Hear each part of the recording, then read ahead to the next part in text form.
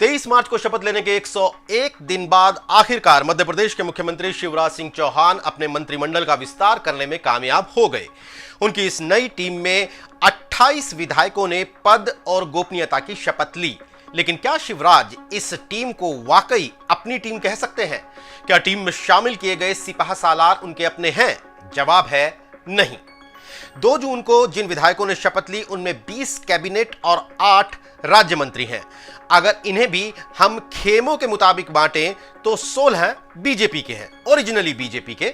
इसके बाद 9 वो लोग हैं जो ज्योतिरादित्य सिंधिया, जो कांग्रेस छोड़कर बीजेपी में आए, उनके खेमे के हैं, और 3 वो जो कांग्रेस से आए ही बीजेपी में मंत्री बनने के लिए थे। यानी मंत्रिमंडल में साफ तौर पर ज्योतिरादित्य सिंधिया की छाप दिखाई दे रही है। बीजेपी के भी अगर 16 मंत्रियों की बात करें तो इनमें तकरीबन आधे ही पुराने हैं, आधे नए चेहरों को मौका दिया गया है और इन्हें शिवराज सिंह चौहान की सिफारिश वाला नहीं माना जा रहा।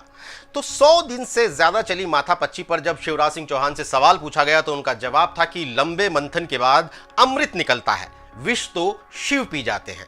इसे बड़ा भारी बयान माना गया और यह साफ तौर पर नाराजगी थी जो शिवराज आला कमान से जता रहे थे कि कैबिनेट विस्तार को लेकर जिस तरह का बंटवारा खेमों में किया गया है उसे लेकर वो खुश नहीं है। तो इससे यह सवाल खड़ा होता है कि आखिर अपने 4 बार के मुख्यमंत्री शिवराज सिंह चौहान को यूं आला कमान ने लिस्ट फाइनल करते वक्त नजरअंदाज क्यों कर दिया?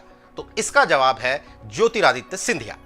मध्य प्रदेश की राजनीति पर करीबी नजर रखने वालों का मानना है कि कांग्रेस के वरिष्ठ नेता रहे ज्योतिरादित्य सिंधिया जब से बीजेपी में आए हैं तो बीजेपी का इंटरनल पॉलिटिक्स जो है उसका बैलेंस मध्य प्रदेश में बिगड़ गया है। आप लोग जानते ही हैं कि मध्य प्रदेश में कांग्रेस की कमलनाथ सरकार चल रही थी। 11 मार्च को उसे छोड़कर ज्योतिरादित्य सिंधिया बीजेपी में शामिल हो गए। इसके बाद 22 और कांग्रेस विधायकों ने अपनी पार्टी से इस्तीफा दे दिया और कमलनाथ सरकार गिर गई।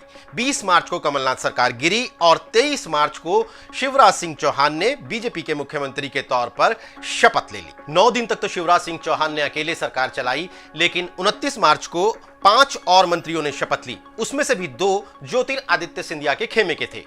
इसके बाद कैबिनेट विस्तार को लेकर बातचीत चलती रही, चर्चाएं चलती रही, लेकिन वो हो नहीं पाया। शिवराज सिंह चौहान ने दिल्ली के भी चक्कर लगाए, लेकिन दिल्ली दरबार ने ज्योतिरादित्य सिंधिया के साथ जाहिर तौर पर कुछ सौदेबाजी की होगी और जो उन्हें निभानी थी, इसलिए मंत्रिमंडल विस्तार टलता रहा। यह भी कहा जा रहा है कि आला कमान शिवराज सिंह चौहान के सारे विश्वास पात्रों को भी मंत्रिमंडल में शामिल नहीं करना चाहता था। फिलहाल जो मंत्रिमंडल बना है उसमें 1/3 ग्वालियर और चंबल इलाके के हैं। ऐसा मध्य प्रदेश के इतिहास में पहली बार हुआ है कि एक इलाके को इतनी ज्यादा तरजीह दी गई हो, और इसके पीछे है उपचुनाव की पॉलिटिक्स। दरअसल जो 22 विधायक कांग्रेस छोड़कर आए थे उनकी सदस्यता रद्द हो गई, 2 विधायकों का निधन हो गया, तो इन 24 सीटों पर उपचुनाव होने हैं, बाई इलेक्शन होना है, और इन 24 में से 16 सीटें ज्योतिरादित्य सिंधिया के स्ट्रॉन्ग होल्ड में है, उनके गढ़ में है। यानी बीजेपी ज्योतिरादित्य सिंधिया को नाराज करके फिलहाल उन तमाम सीटों को नहीं जीत सकती, ऐसा पार्टी को लगता है।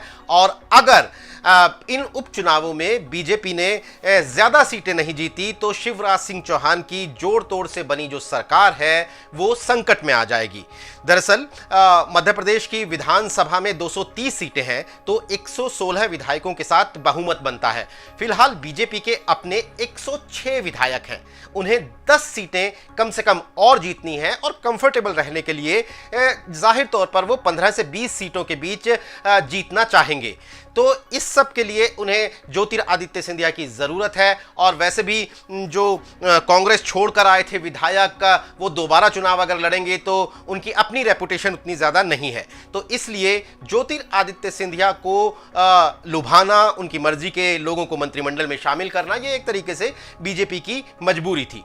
तो उपचुनावों में ज्यादा सीटें जीतना फिलहाल शिवराज सिंह चौहान की बड़ी चुनौती है, लेकिन उससे भी बड़ी चुनौती है नाराजगी और मजबूरियों के बीच बने इस मंत्रिमंडल में लंबे समय तक संतुलन बिठाकर रखना।